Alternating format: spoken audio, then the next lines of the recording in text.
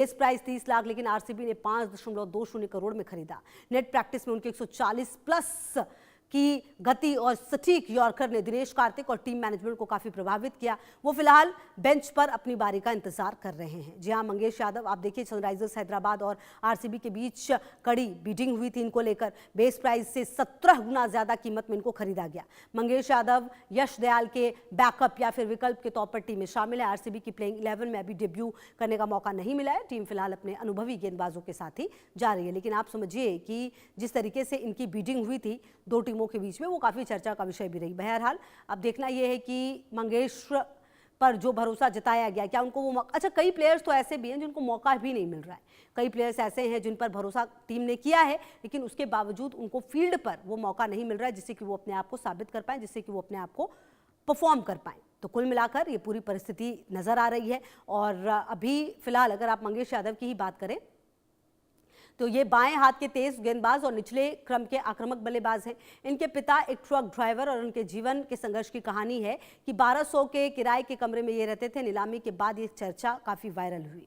भले उन्होंने अब तक आईपीएल 2026 का कोई मैच नहीं खेला, लेकिन 5.20 करोड़ की कीमत और उनके बाएं हाथ की गेंदबाजी उन्हें भविष्य का एक बड़ा खिलाड़ी बनाती हुई नजर आ रही है। बहरहाल देखिए, उम्मीद तो यही की जानी चाहिए कि इस आईपीएल में भी उनको थोड़े मौके मिले, उनको ये मौका मिले दिखाने का कि वो कितनी अच्छी बल्लेबाजी करते हैं। हालांकि ये मौका उन्हें टीम दे पाएगी, प्रबंधन दे पाएगा नहीं, ये देखना होगा।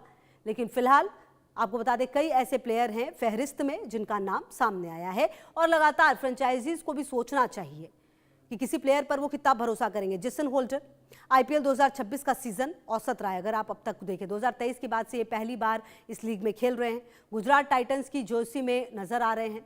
गुजरात टाइटंस ने 7 करोड़ में खरीदा। 6 मैच में 8 विकेट ले चुके हैं। 6 मैच में 54 रन भी बना चुके हैं। तो प्रदर्शन इनका भी काफी मिला जुला रहा है। 6 मैच में 8 विकेट लिया इन्होंने और 6 मैच में 54 रन इन्होंने बनाए हैं। तो कुल मिलाकर जो पूरा प्रदर्शन है, अगर उसको देखा जाए तो जिस तरह की कीमत इनके लिए भी चुकाई गई है, क्या इन्होंने टीम को वैसा रिटर्न दिया है, ये अपने आप में सवाल उठता है। बहरहाल देखना है कि जो ये तमाम प्लेयर हैं क्या आईपीएल के बचे हुए मैच में प्रदर्शन कर पाएंगे, क्या उनका प्रदर्शन उस तरीके का हो पाएगा, ये अपने आप में काफ़ी अहम हो जाता है। और समझना ये भी होगा कि जब मैदान में मौका मिलता है तो कितने प्लेयर्स उसके जो मौका मिला है उसे भुना पाते हैं। क्योंकि कई बार ऐसा होता है कि एक मैच अगर अच्छा नहीं गया तो फिर लगातार कुछ मैच अच्छे नहीं जाते, लेकिन उसके बाद फॉर्म में वापसी भी होती है। लेकिन क्या उतने मौके टीम दे पाएगी किसी भी प्लेयर को, ये भी अपने आप में अहम है। क्योंकि हर मैच बहुत ज़रूरी होता है। हर मैच ज़रूरी इसलिए होता है क्योंकि आपको टॉप पर जाना होता है। क्योंकि आप टॉप पर जाते हैं तो आपको मौके ज़्यादा मिलते हैं, आपके पास विकल्प ज़्यादा होता है।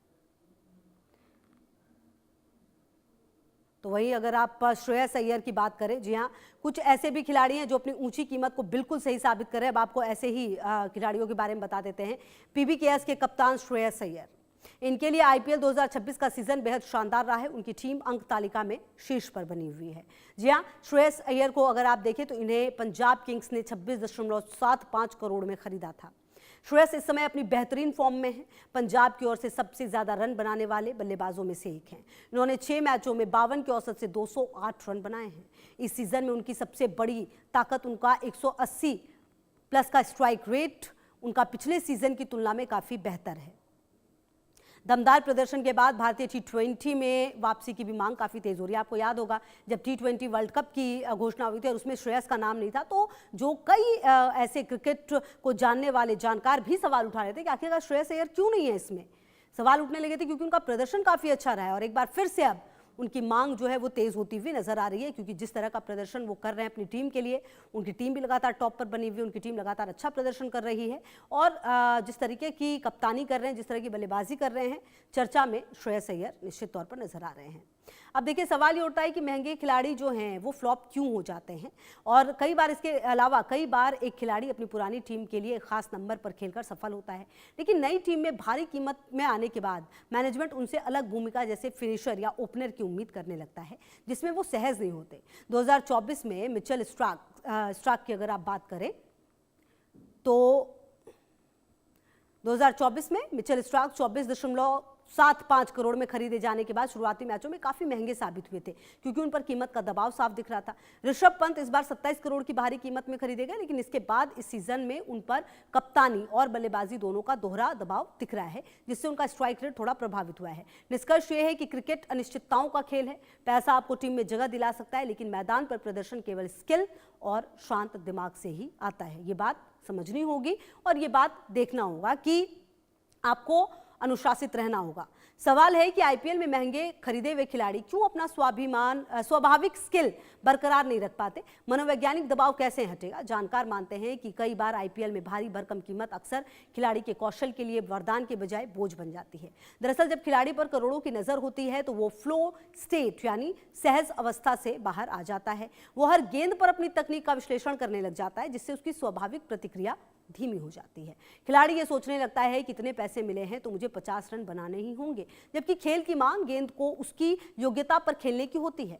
ध्यान स्किल से हटकर कीमत को सही साबित करने पर लग जाता है। एक रूपता की कमी सामने आने लगती है, और क्योंकि कई बार टीमें केवल नाम देखकर ऊंची बोली लगाती है, लेकिन वो खिलाड़ी टीम के कल्चर या बल्लेबाजी क्रम में फिट नहीं बैठता। उदाहरण के लिए केकेआर के लिए कैमरून ग्रीन का उपयोग उनके स्वाभाविक स्थान से अलग होने पर प्रदर्शन गिर सकता है। जी हाँ, विपक्ष की निगरानी भी प्रदर्शन का असर डालती है, क्योंकि महंगे खिलाड़ियों का डेटा एनालिसिस सबसे ज्यादा किया जाता है। गेंदबाज उनकी हर छोटी कमजोरी को जानते हैं, जिससे स्वाभाविक खेल दिखाना और कठिन हो जाता है।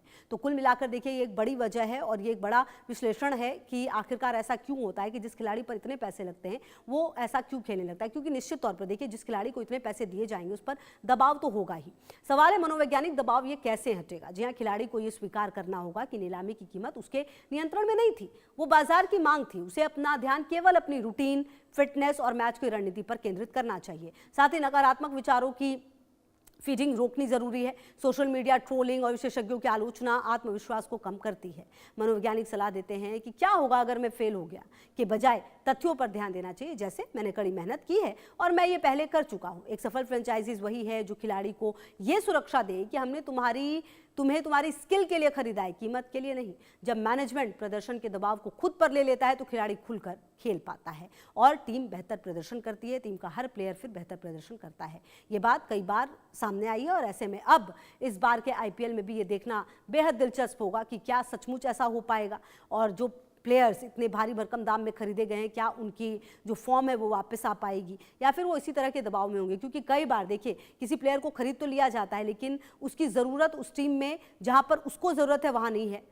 अगर वो नंबर 1 पर खेलता था तो दूसरी टीम में उसे नंबर 3 या 4 पर उतारा जाएगा और ऐसे में उसका प्रदर्शन खराब होने लगता है। फिर आप उस खिलाड़ी को दोष देने लगते हैं और सोशल मीडिया रही कहीं असर भी पूरी कर देता है। इसी तमाम दबाव की वजह से कई बार ऐसा होता है कि इस तरह के प्लेयर्स जो हैं वो पूरा नहीं कर पाते। अब देखिए, केकेआर में कैमरून ग्रीन की साख पर सवाल उठ रहे हैं। ग्रीन ने न केवल गेंद से महंगे साबित हुए, बल्कि बल्लेबाजी में भी वो गोल्डन डक का शिकार होकर टीम को बीच मझधार में छोड़कर गए हैं। उनकी इस खराब फॉर्म और केकेआर की रणनीति पर पूर्व भारतीय क्रिकेटर मोहम्मद कैफ ने तीखा हमला बोला।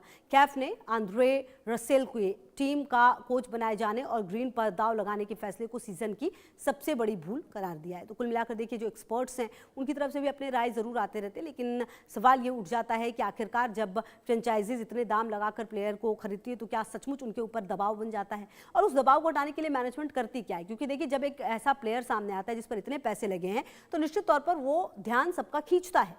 जो उसकी कमजोरी है उस पर फिर लोग ज्यादा ध्यान देने लगते हैं कि उसकी ये कमजोरी, उस पर काम किया जा सकता है और इसीलिए यही वजह है कि उनका प्रदर्शन भी गिरता है। ये भी एक वजह सामने आ रही है। कैफ ने देखिए इस पूरे मामले पर एक्स पर लिखा, शायद इस सीजन में केकेआर की सबसे बड़ी गलती आंद्रे रसेल को कोच बनाना और उन्हें बतौर ऑलराउंडर इस्तेमाल ना करना था। उन्हें डगआउट में बिठाकर अन्य फ्रेंचाइजीज की नीलामी में उन्हें खरीदने से रोकने की चाल नाकाम रही है, क्योंकि वो अभी भी 25 करोड़ रुपए के कैमरून ग्रीन से बेहतर ऑलराउंडर नहीं है।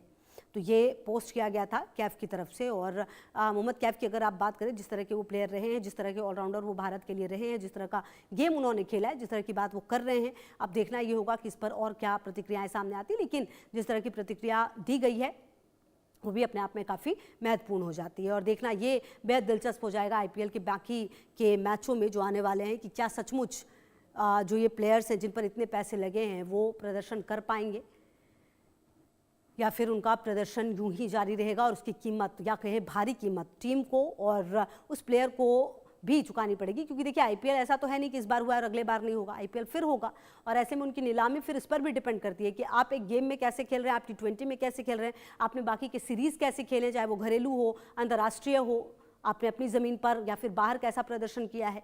तो ये तमाम चीज़ें जो हैं वो आईपीएल में आधार बनती है आपके प्राइस का, क्योंकि कई बार देखिए जो जिन प्लेयर्स का नाम लिया गया है उनका प्रदर्शन ही आधार है, क्या वो प्रदर्शन अच्छा करते हैं और उन्हें खरीदा जा सकता है। बहरहाल अब ये तमाम प्लेयर्स हैं जिनके नाम सामने आए हैं और कुल मिलाकर अब देखना ये होगा कि क्या इनकी वापसी टीम में एक बार फिर से हो पाएगी और क्या ये मतलब वापसी इट मीन्स कि उनके जो फॉर्म की वापसी है क्या वो हो पाएगी और क्या उनको वैसा मौका मिल पाएगा जैसा वो डिज़र्व करते हैं और क्या टीम को उनसे फ़ायदा मिल पाएगा, ये अपने आप में बेहद अहम है।